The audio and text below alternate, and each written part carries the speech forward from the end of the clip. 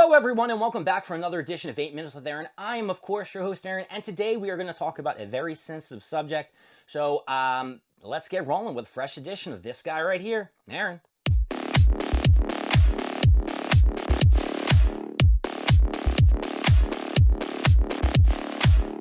So before I start this video, I want to let everybody know there are going to be some terms that I use, and I'm going to say some things that may not be kosher for anyone who is young who is watching this video. So that is my little disclaimer. Now to get on with what I want to talk about. Yesterday I had an opportunity, which I wanted to do for a while, to watch Quiet on the Set, the background story of Nickelodeon, Dan Harmon, and some of the other people that worked on the set of such shows as All That, Keenan and Kel, Drake and Josh, The Amanda Show, iCarly, and I can go on from anything from the 90s up to the early 2000s. Now, Nickelodeon was banging back in the days. I remember always going to watch every single TV show that was on. I loved Snick. I loved sitting by and watching the big red couch and everybody on there, and it was fantastic. I laughed, I chuckled, I enjoyed myself. However, I had no idea what was going on behind the scenes. On the Set was basically the documentary that showed everything that was happening, from the garbage to the good times to the just god-awful, where you're just like, holy shit, how did they even allow this to happen? So let's get into it. So basically it was all about Dan Harmon, how he was a big piece of shit. Dan Harmon was a bipolar, crazy, power-hungry maniac who basically had your job hanging by the strings. If he didn't like you, you didn't do what he said, you were out of here. It actually started off talking about how there was two women who he hired on the cast of The Amanda Show to write some skits, and he half their pay, basically giving him one full male's pay to two women. Half of that. So when they complained, one of them got fired, of course, and the other one got kept, and later on, when she didn't want to do something degrading, she was fired as well. That's right, Dan Harmon used to make these women do degrading things, even bending over on a table and acting like they were getting sodomized. And they did it because they wanted to keep their job. That's insane. Nobody should have to do that at all to keep their job. This dude was an egotistical maniac and had Nickelodeon by the balls because he was bringing them in money.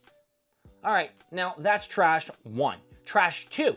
He was favoring little girls. Now, Katrina, who was on All That season one, I think it was 6 seasons, Dan Harmon liked her and tried to mentor her, make her a big star, even wanted to push her and get her own TV show.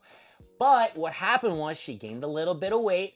They called her parents and said, we only need to have one fat girl on the show. We don't need two. But by that time, she grew up, she was 16, she blossomed into a woman, and once she became a woman, Dan Harmon's like, I don't want her, she's a fucking adult, she ain't no little girl, and went to Amanda Bynes, who we now know snowrolled into a complete mess, which only furthers the idea that Dan Harmon must have done something, or people on that show, or Nickelodeon, screwed this girl up so bad that she couldn't even handle the after effects of a child, stardom. So they did a lot of stuff about Dan Harmon and him being really close to Amanda Bynes, and then there was a conservatorship that he wanted her to get, and after that failed, he's like, I'm washing my hands of you, that's it. I can't have you to myself, I don't want you at all. So it went to other Nickelodeon stars who were on All That, a couple of them who were, like diverse culture, and how they were treated. They were not treated like the other kids on the set. They were put in particular skits where, they would be drug dealers or do crimes and things like that nature. It was garbage. Dan Harmon was a trash can. It even drove a split between Leon, who was on the newer version of All That, and his mom, because his mother would speak out about all this racial injustice and how her kid was being treated. So Dan Harmon's like, listen, I gotta fire you because your mom won't shut the fuck up. Peace, bitch, get the fuck out. That's and you know what? He held such resentment for his mom as a little kid that they didn't speak for like 20-something years until this documentary actually came out. Now, this went on for about 2 episodes on the set. And it was traumatic, it's heartbreaking, and then they started getting into the real awful shit. they started talking about the pedophiles that worked for Nickelodeon. And there was one cast member who I'm sure everybody knows now, who, you know, got traumatized the most and was abused and all this other stuff, and that was Drake Bell. Now, I grew up watching Drake on Nickelodeon all the time, on The Amanda Show, on Drake and Josh. This like, just devastated me, and it hurt me. I don't know him personally, but it just hurt me, the shit that he had to go through. It's traumatizing. This guy, 14, 15 years old, and this dude's just chomping in your ear that your family is against you and drives a wedge between you. And then later on, when this was all found out and the guy got caught, thank goodness he got caught, there were other celebrities such as Will Forte, I believe his name is, Ryder Strong, other people on Boy Meets World, people on other television shows. They actually wrote letters being like, this guy's great. He would never do this. If anything, it was Drake Bell's fault. Drake Bell's the one who made him do this. Making it the victim, this fucking young-ass 14, 15-year-old kid was really trying to seduce this fucking 40-something-odd adult. You piece of crap people. I don't care if you're now, you know, after this thing came out and you're just being like, oh, I'm so sorry. I didn't know what was going on. He told me to write this letter. You're still a piece of shit. You are garbage. I think you should be taken off any podcast, taken off any television show you are on. I don't care. You're garbage. You're all trash. I will never look at any of you the same way, ever. Dan Harmon, the biggest trash bag in them all. You know, Jeanette McCurdy came out with her book, and in there she listed how he was a bigot, and that he was a bully, and he would berate people and put them down. How did Nickelodeon not stop this piece of crap? Oh, wait a second.